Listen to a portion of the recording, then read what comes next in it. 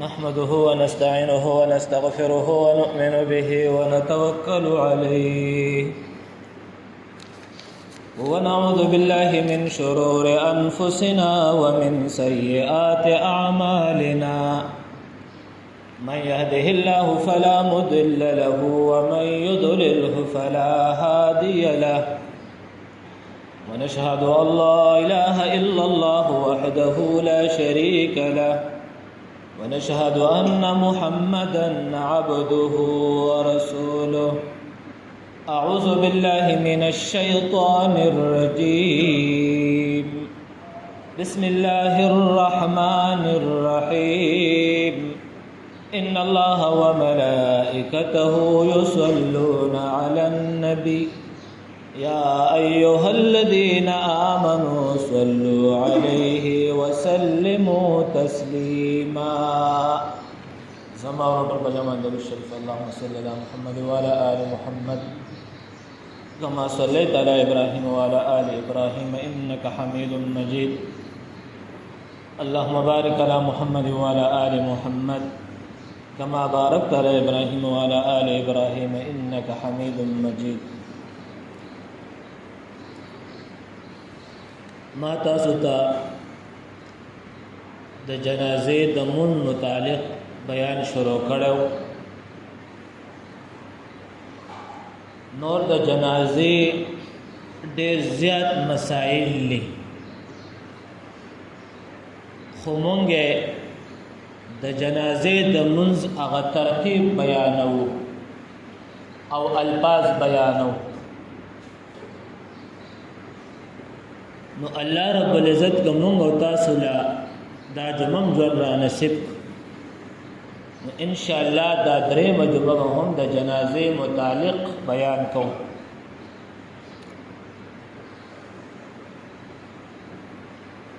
نمبر 1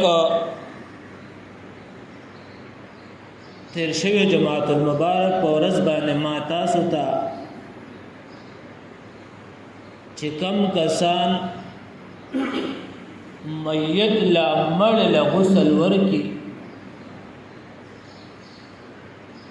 او دې به واپس دغه نه فارغ شي نو ما تاسو ته ویلو چې کله انسان ته دې مړ د دې وبونه داري وش دا وب په لته دې په ماړه سوالونه وشول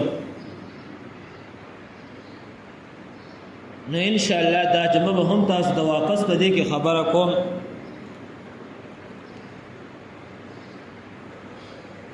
دویم نمبر د جنازې د مون د نیت.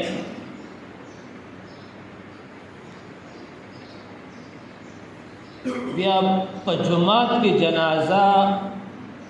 کول دا غیر متعلق. نو نمبر 1 تیر شوی جماعت المبارک په ورځ باندې مونږ دا خبره وکړه چې کم انسانان د ملګری یاران دوستان د مړ لمیت له غسل ورکی نو ما تاسو ته دا ویلو چې په میت باندې کم یو بقولکی هغه وبپلیتی شوی دا انسان چې کله ژوندی دی په اوبو باندې یا او دسو کی یا دا اوبد سے استعمال کی نو دې د مونږ په عربی په اصطلاح کې وایو طاهر غیر مطهرین. کله چې دا انسان ژوند دې سالرون کې دې روح لرون کې دې او په دې باندې وبولږي یا او دسو کې وغیرہ نو دا یا غسل وکي نو دا وبچ کمه د دنه خارج شي یا په یو ځای کې راایسار شي یا په یو بالټي کې وغیرہ نو دا وب پاکي دي پلیتی نه دي خو غیر مطهرین غیر پاکون کړي. مثال که په دې اوبو باندې ته واپس اودس کې نو اودس دې پې نه کېږي، یا که په دې اوبو باندې ته واپس غسل کې نو غسل دې پې نه کېږي. ها په دغه اوبو باندې ته واپس کپړې انځلی شي، کپړې دې پې پاکېږي، یا د نور څه شیزونه پې پاکې نو هغه پې پاکېږي، هغه ورسره نه نجس کېږي. الله رب العزت دې انسان لا یو اعزاز په روح کې ورکړی دی. ډېر مسائل په دې بنا دي. کله چې د انسان نه روح لاړ شي، وفات شي، نو بیا که د ده د بدن سره د کوم یو جز سره، مثال که د ده د سر سره، د ده د لاسونو سره اوبه ولګي او هغه اوبه د ده هغه اوبه په استعمال کې شي، د ده په بدن سره ولګېدې او استعمال اټومیټک د دې رال، نو دا نجسې شوې، دا اوبه پلیتې شوې. که دا د انسان په کپړو باندې ولګي نو کپړې پلیتې، دا د انسان په بدن باندې ولګېږي نو هغه بدن پلیتې. نو ما تاسو ته دا ویلي و چې کله انسان میت له موږ او تاسو غسل ورکو، نو بهتره دا ده چې موږ او تاسو د غسل نه، د میت د غسل نه فارغ شو، نو ځان له پخپله غسل وکړو. چې موږ ته که د میت د دې اوبو نه مثال دارې شوي یا زموږ د کپړو ته دارې شوي، نو موږ او تاسو دا کپړې بدلې کو، پاکې کپړې واچو، نو بیا به زموږ او ستاسو مونځ هم جایز شي، مونځ به جواز لري، او که بیا د جنازې مونځ کوو نو هغه به هم جواز لري. ما په خپله چې دا بیان سټارټ کړو نو ډېر په موږ او تاسو معاشره کې دا خبرې واضح دي، ډېر ما په دې سترګو باندې کتلي دي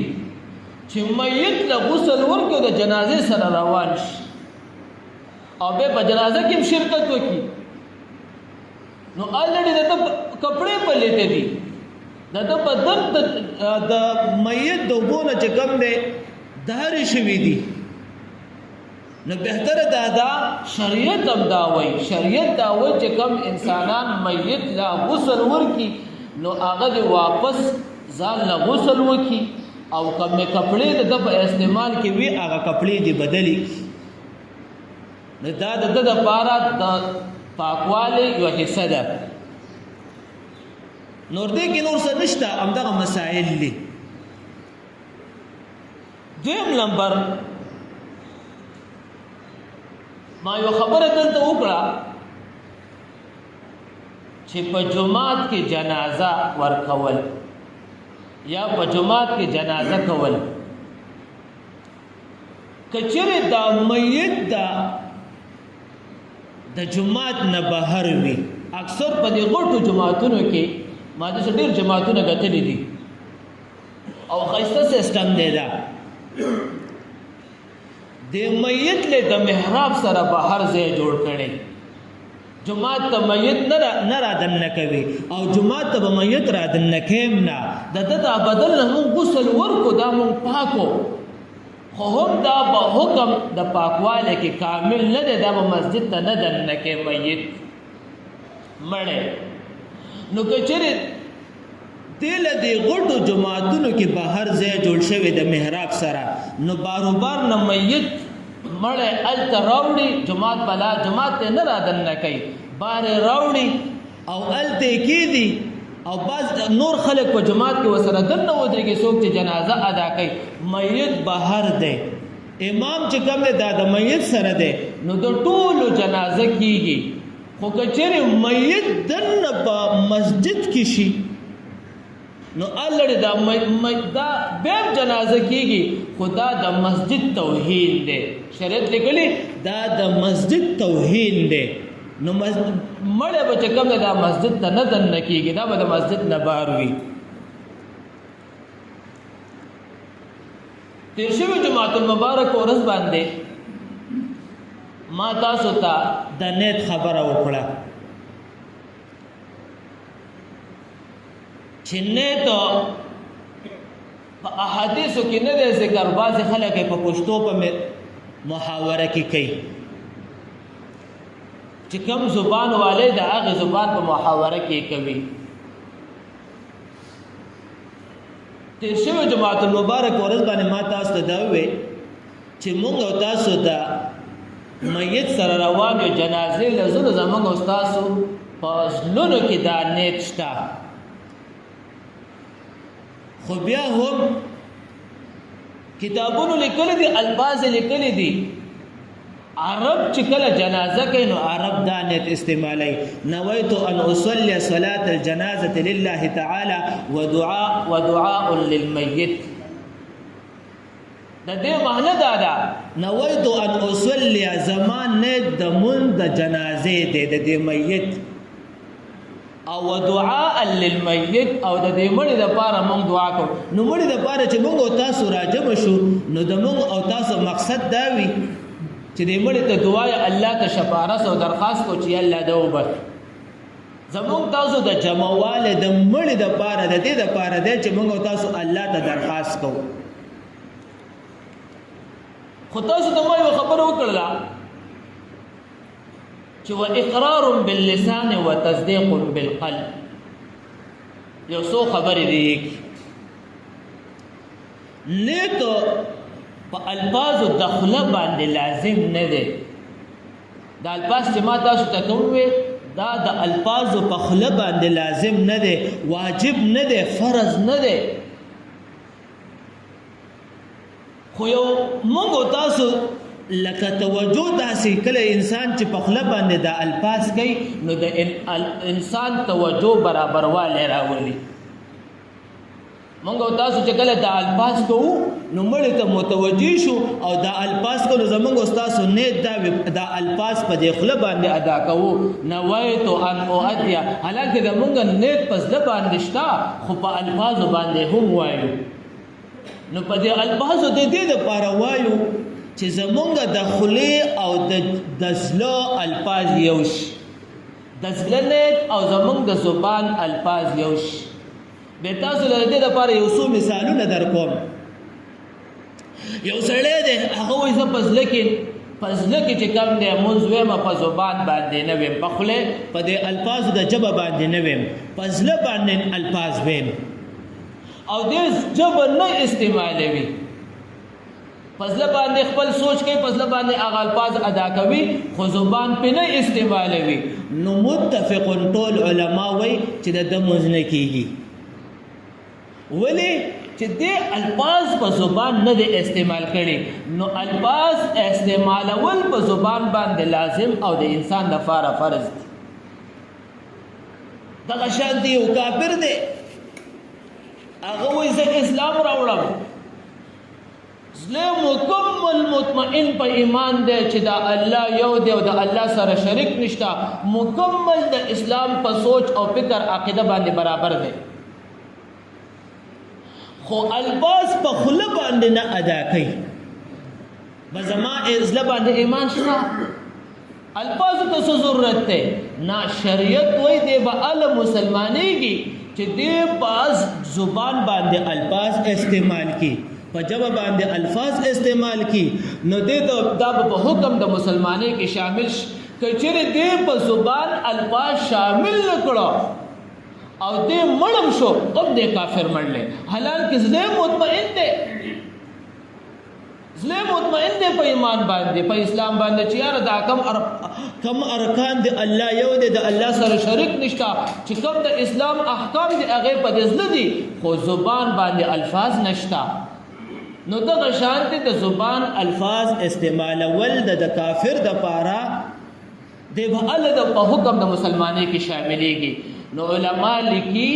چې مونږ او تاسو د الفاظ د جنازې د نیت دا مونږ او تاسو په زبان استعمال لازم ولا نه دی، مستحب عمل دی، خو چې زمونږ او تاسو د زبان او د زړه الفاظ یو شي. ما تاسو ته تیر شوي جماعت المبارک ورځ باندې د فیسبوک متعلق خبره بس مولیان ناوتي دي، هغه زمونږ او تاسو د اسلام په ذهنونو کې داسې الفاظ ور داخلي نور کلام موږ تاسو خو هغه شانتي علما نه یو چې موږ تاسو ته پر معلومات چې دادس نو دغه شانتي زموږ استادو هغه دین او اسلام ارکان چې کوم دی په هغه د موږ استادو اشتباه وراولي. دا یو خبره به وکم د فیسبوک د مولا چې د موږ تاسو چې دا کوم منځ ادا کوو دا منځ چې موږ تاسو ادا کوو نو دا منځ تحفه ده د الله رب العزت اسمان ته نبی صلی الله علیه وسلم ته او د معراج پښپ دا تحفه ملاو ده. په دې باندې د ټول علماو او احادیث په اتفاق دي د صحابه. نو هغه د موږ استاد په ذهن کې اشکال یو خبر را دن نه کوي. وای نبی صلی الله علیه وسلم ته د ام هانی رضی الله تعالی عنها د کور نه تو وای الته منځوک او وای به چې بیت المقدس ته لاړو نو وای الته منځوک وای اسمان ته چې لاړو نو دا څنګه چې کوم ته خو پهلا منځوک نو وای ټول نو زموږ استاد په ذهن کې دا خبر را دن نه کوي چې هو کنه نو دا منځ خو مونږ خو تاسو وایو د احادیث دي چې دا خو په د معراج په تحفه باندې دا ګفت میلاو دی نو هغه خو بله مونځ وکړو نو دا اوس غواړي علم دا علمي خبرې دي. نو دغه شان دي زمونږ استاسو د دې کچه خلکو په دماغو کې دا خبره وردن نه کوي چې د اسلام ارکانو کې د مونږ استاسو یو شک پیدا کوي. نو داسې خبرې به نه اورو چې اورو خو بیا به د خپلو علماو نه د هغې دغه کو تپوسونه کوو. د جنازې کله چې جنازه تیاره شي نو علما وایي مستحب عمل دا دی چې درې صفونه تیار شي. درې دا مستحب عمل دی. درې صفونه تیار شي. بیا علماء تر دې پورې ذکر کړی دي چې درې صفونه وکسان دي 7 کسان دي یو پکې پیش امام جوړ شي دا جمع د جنازې د منځ ادا کوي. نو دا شپږ کسان به درې صفونه جوړ کړي. په اولنې صف کې د 3 کسان ودرېږي، په دویم صف کې د 2 کسان ودرېږي او په دریم صف کې د 1 کس ودرېږي. نو دا مستحب دی چې د جنازې 3 صفونه برابر شي. نو دا اجتماعیت شو. نو الله رب العزت ته 3 صفونه باندې دا 3 صفونه الله ته محبوب دي، سنت مستحب عمل له په اجتماعیت کې رالل دعا وش. کچری مونږ او تاسو مسلمانان د جنازې موږ چې کوم دی دا خو سنت عمل له خو ګوره لازم او فرض نه دی. د جنازې دا مونږ د جماعت چې مونږ ادا کوو دا جمع دا سنت عمل له، سنت مؤکده دی، فرض او واجب نه دی. کچری یو او جمع ولا هم شرط نه ده، جماعت موږ هم شرط نه ده. کچری یو مسلمان مرد یا یو مسلمان او عورت خزه یا یو مسلمان بالغ معصوم یا یو نابالغ معصوم دی په جنازه باندې ودرې د میت ته د الله رب العزت حمد پیله ادا او دویم پیره کې چې کوم دی درود شریف او دریم پیره کې چې کوم دی د میت لپاره دعا وغوښتله. الفاظ تاسو به زویم اللهم اغفر لحینا به د ماشوم الک لپاره خپل دعا ده او د ماشوم جنې لپاره خپل دعا ده او د بالغ سړي لپاره د بالغ خځې لپاره خپل دعا هغه لپاره د یو دعا ده. دا دعا یې وغوښتله نو جنازه ادا شو، هغه فرضیت ادا شو. د نورو مسلمانانو نه د دې حکم ساقط شي. که یو مسلمان کچری دا یو میت جنازه ونشي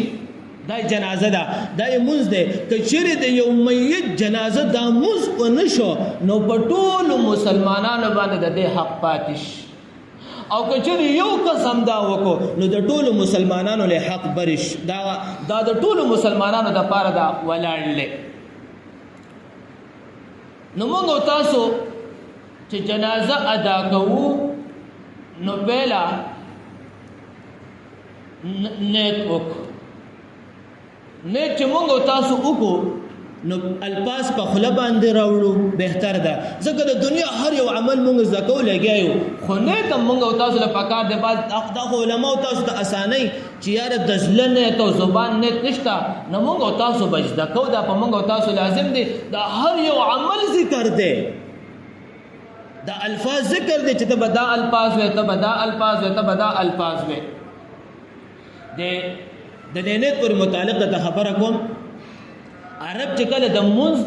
جمع د منز د جمع نیت کوي نو دا الفاظ وي ان وجهت وجهي للذي فطر السماوات والارض حنيفا وما انا من المشركين دا الفاظ ادا کوي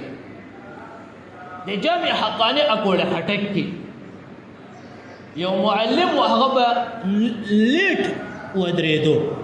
ولالبو خو نیت په الفاظ التکبیر التحریمه به ډېر لیټ کولا نو طالبو ته تاسو کو استاد سے جمع رکعت ته نه لاړ شو ته چې کوم دی په رکعت په ختمې دغه شي او ته چې کوم دی تکبیر تحریمه ورسته وکړي نو هغه ورته وایي زه چې کله دا نیت کوم وایي تاسو اعمال ډېر قوي دي طلباو ته وایي تاسو اعمال ډېر قوي دي زما اعمال کمزوري دي نو وایي زه چې کله نیت کوم دا الفاظ ادا کوم نو بیت الله شریف ماته لیټ راځي او تاسو ته ډایرک راشي ځکه موږ متوجها الى جهه الكعبه شریفه الله اکبر بیت الله شریف یادو هغه طرف یادو هغه جهت یادو نو بیت الله شریف هغه قبله هغه طرف ماته چې کم دي زما په ذهن کې هغه ماته مخامخ شي نو به الله اکبر وکم نو نه سره د انسان توجه په د الفاظ سره د انسان توجه برابرېږي نو موږ تاسو په خوا د معنی کې پر کوټواله کې هغه الفاظ د کړي دي تاسو ته مو ویلو یا پړپړه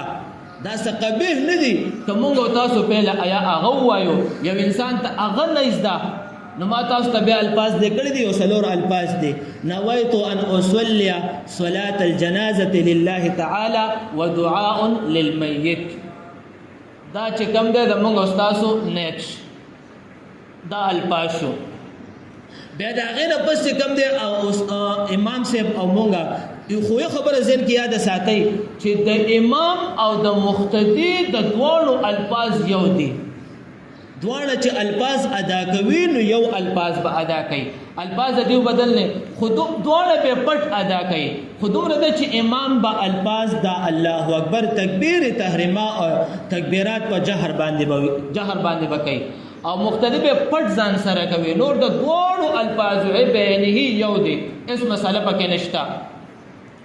نو امام صاحب او یا مقتدی چې کوم د دانت وکي نویت او نصلي صلاه الجنازه لله تعالی ودعاء للميت دا د دو دغه نه پس کوم د تکبیر تحریمه اولنې تکبیر د ادا کو غوګونو تلاسونه وړل نو امام او مقتدی په دوه غوګونو تلاسونه وړي د هغه نه پس په نور تکبیرات کې لاسونه او چتول نشتا بیا په زبان امام په جهر باندې الله اکبر کوي او مقتدی په ځل کې الله اکبر کوي نو ګوره اصل کې په دې کې سلور تکبیرات دي د جنازې سلور تکبیرات دي او دا سلور تکبیرات فرض دي نور چې کوم دې په دې کې دعاګانې ویل دا سنت دي وستم نشتا ان شاء الله آینده جمعه به تاسو په دې باندې آغاز کوم دا نور ترتیب تاسو ته بیانوم الله رب العزت موږ تاسو د عمل کولو توفیق را نصیب او الله رب العزت موږ تاسو په اهدنا الصراط المستقيم بلال روان واخر دعوانا ان الحمد لله رب العالمين